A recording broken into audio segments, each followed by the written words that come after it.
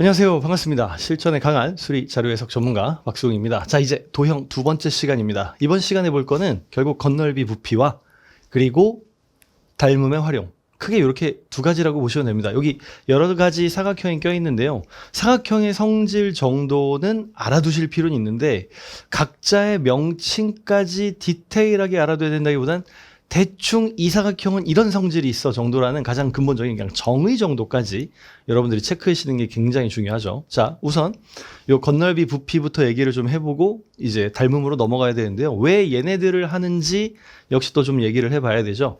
여기 지금 다루려는 이 개념이 적용된 기출 문제들을 좀 이렇게 문제가 사실 굉장히 많아요. 뭐 기출 문제들이야. 그래서 이번엔 좀 문장으로 정리해봤습니다. 일단 닮음비랑 부피비 같은 거는요.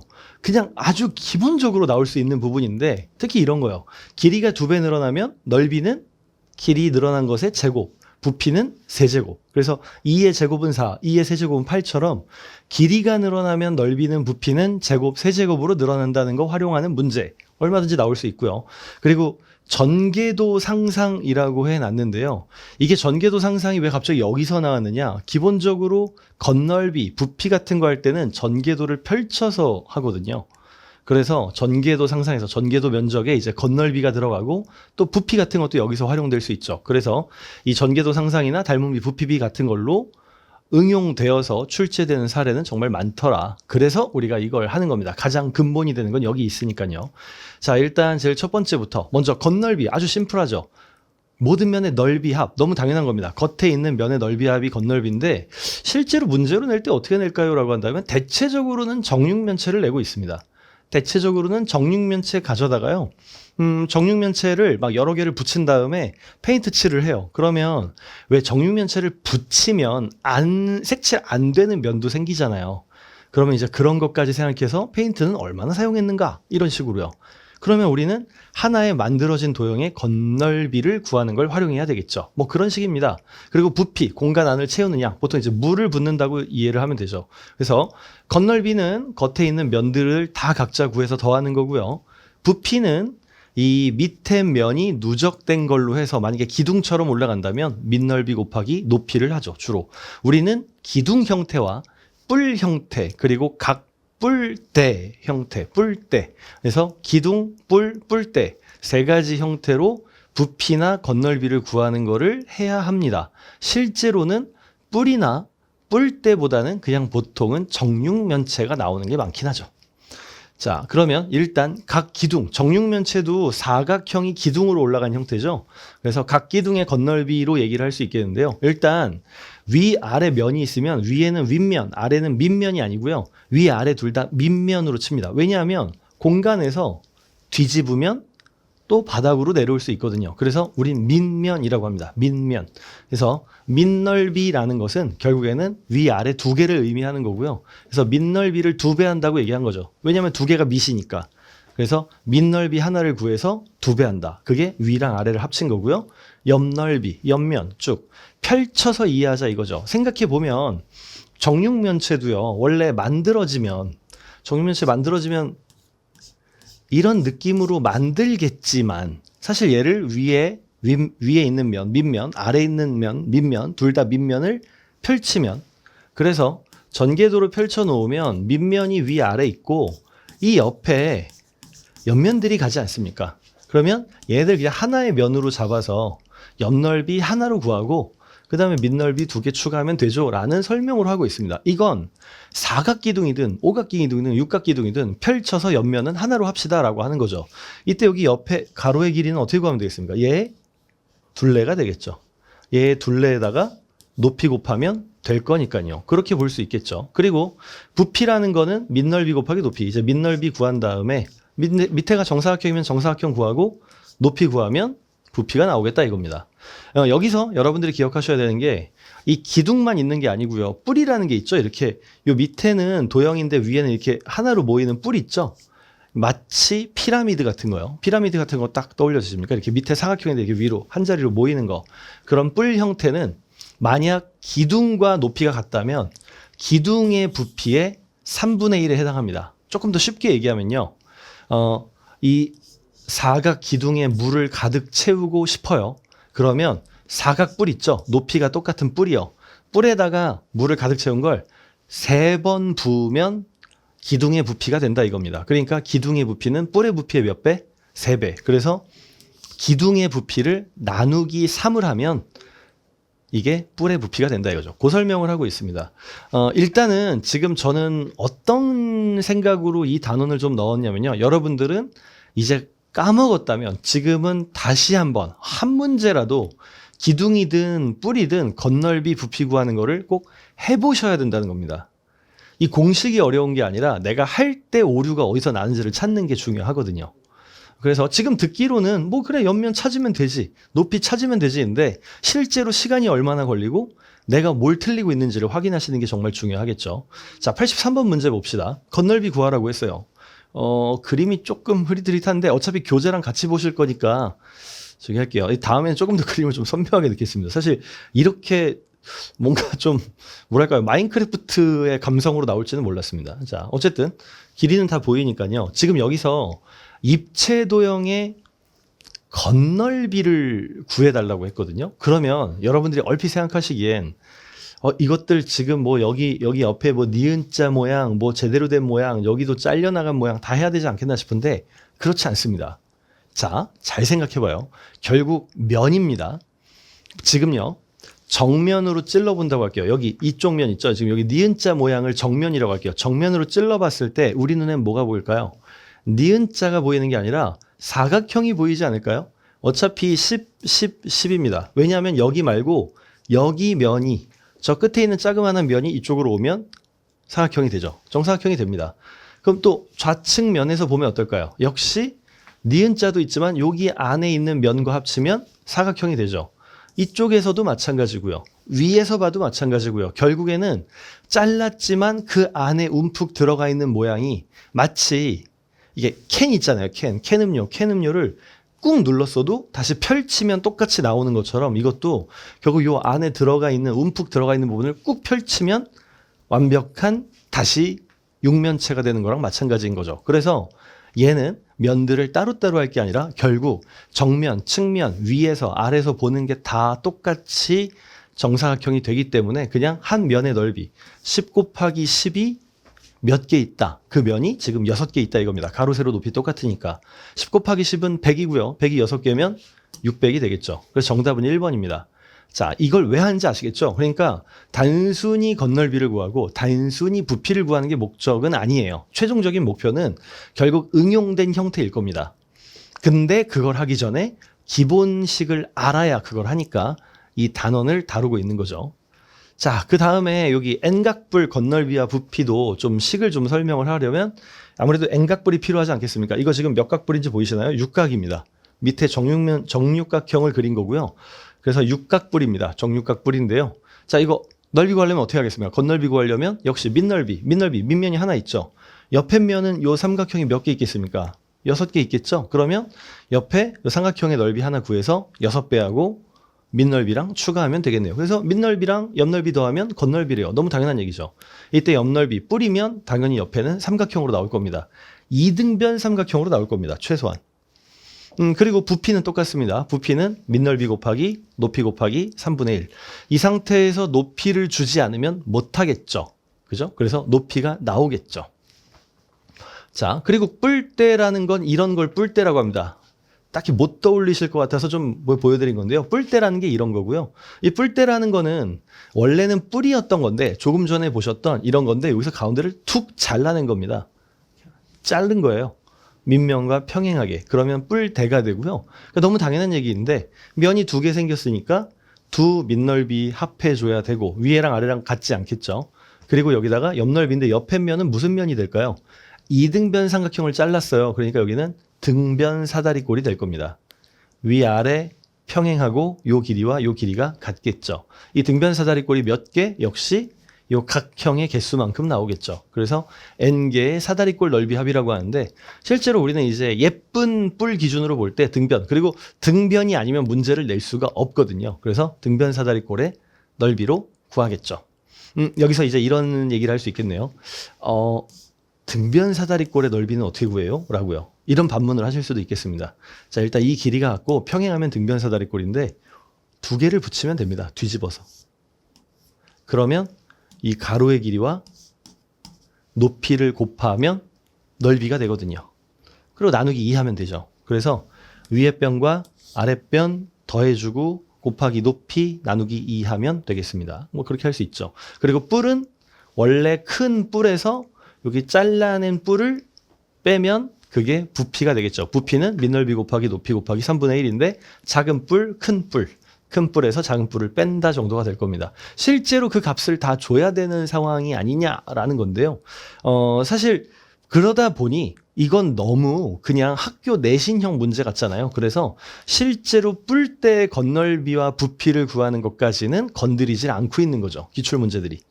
그래서 보통 이제 회사들이 입사 시험 낼 때는 이 정도보다는 그냥 육면체 기반으로 내는 게 그래서 훨씬 더 흔하다는 겁니다. 근데 여기 이거 좀 더 나아가서 이거는 그냥 기억만 해주세요. 아예 이 자체를 모르시는 분이 있어서 이건 알고는 계셔야 되는 거라 좀 넣어놨는데요. 구 있잖아요. 구. 이 구의 중심에서 한 끝까지 가는 걸 반지름이라고 하잖아요. 이 반지름을 R이라고 하고요. 이걸 기준으로 건널비는요. 원의 넓이.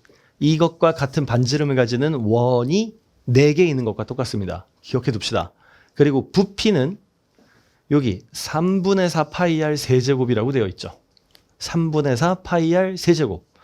4 파이 r 세제곱도 아니고요. 3분의 4 파이 r 세제곱입니다. 부피. 요거 기억해 두셔야겠습니다. 사실은 저게 무슨 의미냐면 원래는 이거 자체가 이 겉에다가 이제 그 원 기둥을 만드는 거예요. 밑에가 원이고 이렇게 기둥으로 얘를 넣을 수 있는 그럼 그 안에서 얘가 가져가는 비중이 얼마만큼이다를 표현한 식인데 당장 저렇게 봐서는 뭔가 좀 느낌이 안 오죠. 원래 원 기둥의 3분의 2에 해당합니다. 근데 그거를 저렇게 표현해 놓으니까 굉장히 좀 생경해 보이죠. 그런 느낌입니다. 사실은 이제 그렇게 돼 있는 겁니다. 그래서 일단은 그냥 여러분들이 어차피 이거의 원리보다는 이거를 쓸 수도 있으니 공식 자체는 좀 기억해 두시라는 겁니다. 증명 필요 없고요. 써야 하는 상황에서는 이거 써야 되니까 기억해 두시라는 겁니다. 이 공식들 아시겠죠? 참고로 원기둥 있죠. 이 구가 들어갈 수 있는 원기둥 있잖아요. 구가 들어갈 수 있는 원기둥 안에는 이게 이제 구가 들어가는 거 있잖아요. 이렇게 구가 있고 그다음에 여기 안에 뿔도 들어갈 수 있거든요. 원뿔. 이렇게 돼 있는데 여기서 뿔이랑 구랑 기둥 있죠. 이 3개 있죠. 뿔과 구의 기둥의 부피의 비율은 1대 2대 3입니다. 참고로 알아두시면 좋겠습니다. 뿔, 기둥이 3분의 1인 건 아시죠? 그 안에 구가 들어가면 그게 얘가 가운데 부피의 비가 2가 됩니다. 참고하시면 좋을 것 같아요. 자, 그래서 요것까지는 일단 기본적으로 여러분들이 좀 외우셨으면 좋겠다라는 거고요. 자, 그 다음에 이제 건널비와 부피 두 번째 사항인데요. 원기둥 건널비가 나왔습니다. 부피도 나왔고요. 원기둥 심플하죠. 원기둥 어떻게 하면 되겠습니까? 결국 건널비니까 2개 밑넓이 더해주고 옆면의 넓이 구하면 되는 거 똑같은데 밑면 구할 때 어떻게 해야 돼요? 밑면의 넓이 파이 r 제곱 써야 되죠. 우리 앞에서 배운 대로 파이 r 제곱이 원의 넓이고 그게 2개 해줬고요. 옆넓이 구할 때요. 옆면의 가로의 길이 구해야 되는데 가로는 결국 원을 감싸고 있으니까 원의 둘레, 원주요. 2 파이 r 앞에서 배운 거죠. 2 파이 r. 그래서 옆넓이는 가로의 길이 곱하기 높이, 가로 곱하기 높이, 가로 곱하기 세로. 그렇게 해서 옆넓이 구해서 더해주는 게 되겠죠. 부피는 역시 밑넓이 곱하기 높이가 될 거고요. 그래서 밑넓이 파이 r죠. 원의 넓이 높이. 자, 만약에 뿔이라면 3분의 1 하겠죠. 그런 내용을 담고 있습니다. 84번 볼까요? 자, 지금 이 입체 도형의 부피가 96 파이 세제곱 센티미터래요. 얘 돌릴 거래요. 자, 돌리면 어떻게 되겠습니까? 이거 돌리면 여기 밑에 원이 가로의 길이, 그러니까 반지름이 4짜리 원이 생기겠죠. 그러면 반지름 제곱에 파이를 붙이는 거니까 4의 제곱 16. 여기 16 파이가 밑넓이가 될 거고요. 그 다음에 부피니까 곱하기 높이 네모를 해줘야 되는데 96이 된대요. 96파이가 16파이가 96파이가 된대요. 높이는 6이겠죠. 16 곱하기 6이 96이니까. 그래서 요 괄호 안에 들어갈 네모 안에 들어갈 숫자는 6. 정답은 2번 되겠습니다. 자, 그 다음에 원뿔의 건널비. 원뿔은 펼치면 이 옆에가 부채꼴이 나오겠죠. 물론 이런 부채꼴보다는 사실 현실 세계에서 우리 무슨 어디 빵집에서 이렇게 생일 꽃갈 같은 거 사잖아요. 그러면 사실 이렇게 안 돼 있어요. 머리에 쓰려면 꽃갈이 되게 커야 되잖아요. 그럼 보통은 이런 원뿔 형태의 이 옆면은요, 보통은 이거보다는 부채꼴이 훨씬 더 크게 나옵니다. 이런 느낌으로 나오죠.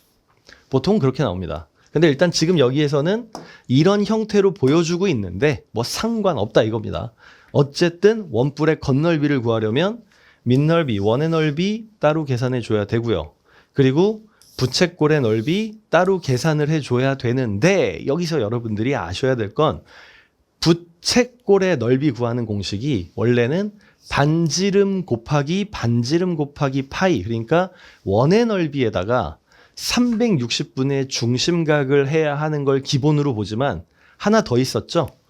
반지름과 호의 길이를 곱하고 나누기 2 하는 것. 그거요. 여기 있습니다. 이걸 사용하는 게 합리적인 게 어차피 얘 둘레를 구할 수 있잖아요. 그러면 결국 둘레는 이 길이 아니겠습니까? 얘를 감싸고 있으니까 이게 쉽게 나오거든요. 그리고 이건 길이를 줘야 되고요. 보통 문제에서 처음 줄 때부터. 그러니까 그냥 이거랑 이거랑 곱하고 나누기 2 하는 것만큼 합리적인 게 없다 이거죠. 그럼 여기는 여기 R, 그 다음에 여기 L, 그리고 나누기 2 한 걸로 구하면 되고 여기는 여기 있으니까 파이 R 제곱으로 구하면 되죠. 겉넓이 구할 때 이렇게 구하는 게 합리적일 거다 이겁니다. 그리고 원뿔의 요 부피 구하는 건 또 어떻게 한다? 밑넓이 곱하기 높이 곱하기 3분의 1을 할 거다라는 거죠. 그래서 실제로 그 뿔의 부피나 겉넓이 구하는 거는 사실은 이제 저거랑 요거를 쓰긴 쓸 텐데 실제로 우리가 시험 때 뿔의 부피를 구하는 상황을 볼 일이 없으니 그냥 공식만 기억해 두되 기억할 때에도 합리적인 이 공식을 기억해 두자. 이렇게 생각하시면 됩니다. 자, 그럼 개념 58 볼게요. 이제 요 마지막 개념인데요. 여기서는 뭘 익히셔야 되냐면 사각형의 포함 관계를 기억하는 게 중요하고 각 사각형을 정의하는 성질이 중요합니다. 여기 있는 애들 중에서 평행사변형을 어떤 넓이적인 개념을 빼고 정의하는 걸 얘기한다고 하면 딱 4개 정도를 얘기할 수 있고요. 그 다음에 직사각형은 평행사변형의 4개에다가 플러스 2가지의 성질이 들어가면 직사각형이 될 수 있고요. 물론 2개 중 하나만 들어가도 됩니다. 그리고 마름모도 마찬가지로 평행사변형의 어떤 성질 둘 중 하나가 들어가면 마름모가 되고요. 정사각형은 평행사변형의 직사각형과 마름모의 특성이 들어가면 정사각형. 사다리꼴은 평행사변형 전입니다. 사다리꼴은 한 쌍이 평행하다는 그 특성 하나. 그리고 나머지 그냥 사각형은 그런 특성 없이 변만 4개 있으면 된다. 뭐 이런 식으로 됩니다. 일단 중요한 건 뭐냐면 까다로울수록 그걸 만족하는 사각형의 개수가 많아요, 적어요? 조건이 까다로울수록. 적겠죠, 개체수가. 그래서 얘네들의 포함 관계는 정사각형이 제일 적은 그냥 사각형이 제일 큰 면적을 차지하게 됩니다. 그걸 알고 가셔야 돼요. 자, 일단 조금 더 상세하게 들어가 볼게요. 어떻게 얘기할지. 지금 여기 사각형 사이의 관계를 좀 얘기를 했는데요. 일단 그냥 사각형, 아무런 성질도 없는 사각형, 그냥 변만 4개 있으면 사각형입니다. 여기서 이제 들어가는 겁니다. 한 쌍이 평행하게 되면 그냥 사각형이 아니라 한 쌍의 변이 평행하게 되면 사다리꼴이라고 할 거고요. 자, 사다리꼴은 한 쌍이 평행했죠. 자, 이제 여기에 플러스입니다. 또 다른 한 쌍도 평행하면. 그러니까 평행사변이 되려면 몇 개가 평행한 거예요? 2쌍이 평행하면이죠. 2쌍이 평행하면 평행사변형이 되고요. 자, 그리고 여기서 2쌍이 평행하다는 기본 성질, 평행사변형의 기본 성질에 플러스로 한 각을 90도로 조절하면 한번 머릿속으로 떠올려 보세요. 자, 이 평행사변형이 있습니다. 여기가 지금 이렇게 뭔가 조립해서 끼는 이렇게 이게 끼걱끼걱 이렇게 움직이는 느낌이라고 생각을 해봐요. 자, 그렇다고 할 때 여기를 90도로 조절하면 다른 애들이 어떻게 돼요? 같이 쓰겠죠. 이게 원래 살짝 기울어져 있는데 90도로 세면 같이 쓰겠죠. 무슨 도형이 되겠습니까? 여기가 직각이 되면 얘도 직각, 얘도 직각, 얘도 직각이니까 직사각형이 되겠죠. 그래서 한 각을 직각으로 만들어도 직사각형이 되고요. 아니면 AC와 BC는 같아요라고 했는데 이게 뭐냐면 대각선의 길이를 똑같이 조절한 겁니다. 평행사변형은 대각선의 길이가 다르죠. 좀 극단적으로 그리면 뭐 이런 느낌이요? 아이고 진짜 다시 그릴게요. 그림에는 역시 소질이 없군요. 자, 이런 느낌 하겠습니다. 자, 요 길이랑 요 길이는 다르잖아요. 그냥 사다리꼴이야 평행사변형이라고 할게요. 근데 이 길이를 맞춘다는 건 직사각형을 만든다 이겁니다. 그래서 한각을 90으로 만들든지 대각선의 길이를 갖게 하든지 어디서 평행사변형을 베이스로 했을 때 그때 그러면 직사각형이 된다 이겁니다. 같은 걸로 AC와 BC 요 대각선의 길이를 똑같이 맞추거나 AC와 BC 알겠죠? 자, 아니죠. 다시. AC와 BC 대각선의 길이가 아니라요. 변이요. 양쪽 변을 맞추는 겁니다. 평행사변형은 기본적으로 어때요? 이 변과 이 변이 같고 이 변과 이 변이 같죠. 서로 마주보는 것끼리만 길이가 같잖아요. 근데 이 붙어있는 변의 길이를 똑같이 하려면 나머지도 같아져야 되죠. 네 변이 같아질 겁니다. 그래서 이웃하는 변의 길이를 똑같이 하면 마름모가 되겠다. 왜? 마름모는 원래 네 변의 길이가 같으니까. 그리고 대각선을 수직으로 만나게 하면 대각선이 수직으로 만나게 하면 마름모가 되겠다라고 얘기한 겁니다. 자, 지금 일단 여기서 굉장히 복잡해질 것 같은데 일단 성질이 뭔지가 아니라 수량으로 언급을 해볼게요. 평행사변형에서 여러분들이 기억하셔야 되는 성질은 4개로 기억하셔야 됩니다. 여기 4개 성질을 만족하면 평행사변형이 돼요. 거기에 4개 성질을 다 만족한다라고는 했지만 실제로 평행사변형을 만들 때에는 4개 중 1개만 만족하면 알아서 나머지도 만족합니다. 여기도 2개 중 1개를 만족하게 하면 마름모가 되고요. 직사각형으로 갈 때에도 2개 중 1개를 만족하면 직사각형이 되고요. 그 다음에 여기 2개 중 하나와 여기 2개 중 하나를 같이 넣으면 정사각형이 돼요. 이렇게 됩니다. 자, 얘는 성질이 없어요. 얘는 성질이 하나입니다. 한 쌍이 평행하다. 그거 하나입니다. 그리고 여기는 성질이 4개라고 했는데요. 그 4개가 어떻게 되냐면 일단 두 쌍이 평행하다를 해도 평행사변형이 되는 겁니다. 혹은 두 쌍의 길이가 같다. 서로 마주보는 두 쌍의 길이가 같다 해도 평행사변형이 되는 겁니다. 그 다음에 한 쌍, 서로 마주보는 한 쌍이 그 쌍끼리 평행하고 길이도 같으면 평행사변형이 됩니다. 이게 있고요. 그 다음에 여기 4번째 대각선. 대각선은 서로를 2등분합니다. 요 성질이 머릿속에 잘 와닿지 않을 수 있겠죠. 대각선이 서로를 2등분한다는 게 뭐냐면 그림을 좀 자세히 볼까요? 자, 여기 보세요. 지금 이 안에 여기를 기점으로 얘랑 어때요? 서로 반반이죠. 얘랑 어때요? 반반이죠. 대각선이 서로를 딱 자를 때 서로를 2등분해서 자른다는 얘기입니다. 그래서 여러분들이 기억하셔야 되는 성질이 이렇게 4가지. 평행사변형에는 두 쌍이 평행, 혹은 두 쌍에 마주보는 변의 길이가 같다, 혹은 한 쌍을 잡았을 때 걔네들이 길이도 같고 평행하다, 혹은 대각선이 서로를 2등분한다. 4개 중 하나를 만족하는 사각형을 만들면 평행사변형이 무조건 나오는 겁니다. 그리고 여기에다가 요 한 각을 90으로 하거나 아니면 대각선의 길이를 갖게 하는 것 중 하나를 추가하면 직사각형이 되고요. 여기도 마찬가지로 이웃하는 변의 길이를 갖게 하거나 대각선이 수직으로 만난 다 중 하나를 추가하면 마름모가 되고요. 아니면 여기랑 여기에 있는 것 중 하나씩 같이 추가하면 정사각형이 된다 이거죠. 이런 구성을 갖고 있습니다. 굉장히 까다로운데 이걸 여러분들이 중학교 2학년 때 외우신 겁니다. 지금은 이제 기억이 잘 안 날 수도 있죠.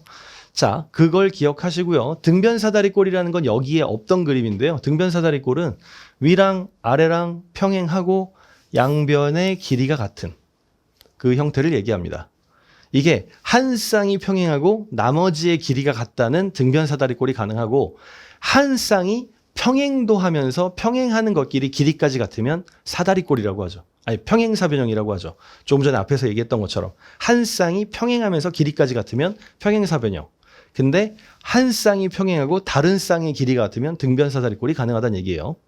그래서 등변사다리꼴에 대해서는 이제 뭐 이런 성질이 있어요라고 얘기하는데 뭐 간단하게만 보자면 결국에는 평행한 거 있어요랑 그 다음에 여기 각과 여기 각의 합은 182요 정도가 되겠습니다. 자, 그러면 요 포함관계 이제 이해가 되시겠죠? 포함관계 기억하시라고 했는데 그냥 사각형 안에 사다리꼴 있고 사다리꼴 안에 평행사변형 있고 평행사변형 안에 직사각형과 마름모가 양갈래로 펼쳐지면서 그게 모두 다 만족하면 정사각형이 되는. 그래서 사실 정사각형의 성질이 많으니까 정사각형을 제일 크다고 인지하실 수도 있는데 정사각형이 제일 작은 놈인 겁니다. 왜냐하면 만족하는 조건이 굉장히 까다롭기 때문에 개체수가 적어지는 거죠. 정사각형은 엄청 수많은 조건을 다 만족해야만 하거든요. 그렇게 이해하시면 됩니다. 자, 그래서 85번 문제에 이런 구성 자체를 질문으로 낸다기보다 여러분들 머릿속에서 사각형이 그려지는 게 굉장히 중요한 거죠. 그래야지 컷넓이 같은 걸 할 때에도 도형이 그려질 거 아니에요. 이 도형에 이런 성질이 들어갔어 이렇게요. 그래서 나와 있습니다. 역시 이것도 조금 마인크래프트 감성으로도 돼 있긴 한데 좀 보이시죠? 그래도 글자는. 자, 가부터 라에 알맞은 것을 나가 아니라 가부터 마에 알맞은 것을 좀 찾아봐야 됩니다. 일단 하나씩 따라가 보죠. 두 대각선이 서로를 이등분한다. 평행사변형의 성질이죠. 대각선은 서로를 이등분한다.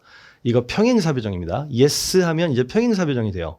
그리고 성질들을 더 추가하지 않고 아니오 오게 되면 두 대각선이 서로를 이등분하는 것만 오는 겁니다. 그럼 여기는 평행사변형이 되겠죠. 이렇게 될 겁니다. 근데 만약에 대각선의 길이가 같은가도 만족을 했어요. 자, 대각선의 길이가 같다는 건 직사각형이 되는 겁니다. 그럼 여기 직사각형이 되었고 더 추가하지 않으면 여기는 직사각형으로 끝나죠. 하지만 직사각형에 대각선이 수직으로 만나는 마름모 성질까지 추가하면 이제 직사각형은 정사각형이 되겠죠. 그리고요. 대각선의 길이가 같은가 했는데 같지 않아요. 직사각형은 가져가지 않았지만 대각선이 수직인 건 마름모의 성질입니다. 마름모의 성질을 가져가게 되면 마름모가 되겠죠. 이렇게 될 거고요. 대각선이 서로 이등분하진 않았는데 한 쌍이 평행한가? 한 쌍만 평행하면 여기에는 사다리꼴이 되겠죠. 이렇게 될 겁니다. 이 중에서 만족하는 건 몇 번이냐는 거고요. 여기 마름모 다 이것만 만족하네요. 가 틀렸죠. 나 직사각형인데 사각형이죠. 그 다음에 라 평행사변형인데 사다리꼴이죠. 안 됩니다. 그래서 만족하는 건 마름모밖에 없다. 그래서 정답은 3번입니다. 이런 포함관계 알고 있어야 된다는 얘기였습니다. 자, 그 다음에 여기 이게 이 개념이 하나 더 있었군요. 지금 요게 이제 마지막인데 지금 앞에서 있는 도형의 얘기는 당연히 그냥 기본 바탕으로 껴 놓는 거고 이제 여기에 요 비율은요. 정말 자주 사용되죠. 특히 여러분들이 좀 기억하셔야 되는 건 길이 비율, 넓이 비율, 부피 비율의 관계입니다. 길이를 2배 하면 길이는 정말 2배가 되는 게 맞아요. 근데 넓이는 길이를 2배 하면 넓이는 2배의 제곱이 돼요. 왜냐하면 넓이라는 건 가로, 세로 두 군데 존재하거든요. 그리고 곱할 거거든요. 부피는 3번 곱하잖아요. 그래서 부피는 세제곱이 되죠. 만약에 길이를 2배 늘리면 부피는 2가 3번 반영되니까 곱하기 8, 8배가 되는 거죠. 그래서 이걸 좀 기억하는 게 중요하겠습니다. 그래서 닮음이라는 건 모양이 같고 크기가 다른 건데 여기서 닮음 비라는 건 길이 비율을 얘기하는 것. 작은 삼각형이 큰 삼각형의 2분의 1 크기면 닮음 비는 1대2, 넓이 비는 1대4, 부피 비는 세제곱이니까 1대8이 되는 겁니다. 자, 그러면 일단 이 상황으로 보죠. 지금 여기서 길이 비율, 닮은 비가 A 대 B라고 되어 있습니다. 그러면 닮은 비는 A 대 B, 이걸 길이의 B라고 한다면 넓이의 비, 건넓이의 B는 A제곱, B제곱, 부피의 B는 세제곱, 세제곱입니다. 왜? 넓이는 2번 곱하지만 부피는 3번 곱하니까 이걸 기억하는 게 굉장히 중요하단 말이죠. 자, 그래서 이게 실제로 문제에서 닮은 비라고 나오는 게 아니라 축척이라는 표현으로 제일 많이 나옵니다. 그래서 축척으로 여러분들이 하셔야 되는데 이 축척은 길이비예요. 기억합시다. 축척은 길이비입니다. 닮은 비예요. 다시 말해서 길이의 비율. 넓이랑 부피를 물어보면 축척을 제곱하거나 세제곱해야 된다는 얘기죠. 보통 축척 1대5만 보통 지도 같은 데서 굉장히 많이 쓰는 건데 이렇게 표현을 하거나 이렇게 표현하거나 같은 뜻입니다. 어쨌든 간에 줄였다는 얘기예요. 5만만큼을 1로 표현하는 걸 줄인다는 얘기입니다. 이게 이제 닮은 비가 되죠. 그래서 축척할 때 실제 길이분의 축도에서의 길이 이렇게 표현하는데 그냥 축소했어요. 얼마 축소했어요? 이만큼 축소했어요. 라고 생각하시면 되는 겁니다. 그래서 이런 공식을 기억하거나 사실 그럴 필요는 없지만 혹시 필요하신 분들을 위해 실제 길이는 축척분의 축적에서의 길이, 축적은 실제 길이분의 축도에서의 길이, 축도에서의 길이는 실제 길이 곱하기 축적 이렇게 얘기를 하고 있지만 실제로 우리가 쓰게 될 거는 그냥 요 비율 표현이고요. 넓이는 제곱해야 되고 부피는 세제곱해야 된다는 걸 떠올리는 겁니다. 자, 여기서 혹시나 까먹으셨을 분들을 위해 자, 미터는 100cm, 미터랑 센치는 100배 관계고요. 그 다음에 킬로미터와 미터는 1000배 관계입니다. 둘이 다르죠? 100배와 1000배입니다. 게다가 제곱, 세제곱은 그거에 맞춰서 100도 제곱해야 되고 100도 세제곱해야 됩니다. 그래서 부피로 넘어갈 때는 저 축도도 제곱, 세제곱 이렇게 해서 가져가야 된다는 거예요. 이걸 좀 기억하셔야 되고 실제로 지금 여기 나와 있진 않지만 1km가 1000m니까 센티미터로 하면은 10만 센티미터가 되겠죠. 그죠? 이렇게 되겠죠? 동그라미가 5개 들어가는. 그러면 제곱은 어떻게 되겠습니까? 여기 제곱은 10만의 제곱이니까 동그라미가 10개 생기겠죠. 지금은 5제곱이지만 10제곱이 될 거고 여기는 15제곱이 되겠죠. 그렇게 생각을 해야 됩니다. 자, 그럼 문제 봅시다. 86번인데요. 지금 보시면 축적이 1대 2만이라고 되어 있고요. 몇 제곱센티미터로 나타나는가라고 되어 있습니다. 자, 일단 축적을 넓이에 맞게 해줘야 되니까 제곱해줘야죠. 이거 제곱하면은 1대 2만을 제곱하면 4 곱하기 10의 8제곱이 됩니다. 동그라미가 4개에서 8개로 늘어나는 거죠. 그렇게 되고요. 여기 지금 실제 넓이는 6제곱킬로미터라고 되어 있는데 자, 센치로 바꾼다고 하면은 10의 5제곱이라고 했습니다. 킬로미터가. 그러니까 지금 같은 경우에는 이 넓이는 6 곱하기 10의 10제곱인 거죠. 이렇게 되겠죠. 이게 얘의 넓이입니다. 근데 뭐 해야 된다? 이걸로 나눠줘야 된다는 겁니다. 넓이. 그래서 나와 있는 축척을 요 제시되어 있는 넓이로 계산하려면 축척은 길이비이기 때문에 제곱해줘야 되고 제곱한 걸로 나눠주는 겁니다. 자, 10의 8제곱과 10의 10제곱 하면은 100이 남죠. 그리고 4랑 600을 약분하면 150이 되죠. 그래서 실제로는 150제곱센티미터가 되는 겁니다. 정답은 5번이 돼요. 그래서 축척은 길이 비율이고 넓이나 부피를 물어보면 축척도 제곱하거나 세제곱해서 계산해 줘야 되는 겁니다. 아시겠죠? 이렇게 해서 정답은 5번까지 해봤습니다. 이번 시간에 지금 강조하는 건 결국 실제로 가장 많이 나올 건 축척이고요. 그 다음이 두 번째로 이 사각형의 관계입니다. 관계를 아는 상태에서 풀 수 있는 뭐 건널비나 부피로 확장하는 문제가 나올 수 있다는 겁니다. 그렇게 이해를 하시면 되겠습니다. 마무리 잘 하시고 저는 다음 시간에 뵙도록 하겠습니다. 수고하셨습니다. 안녕.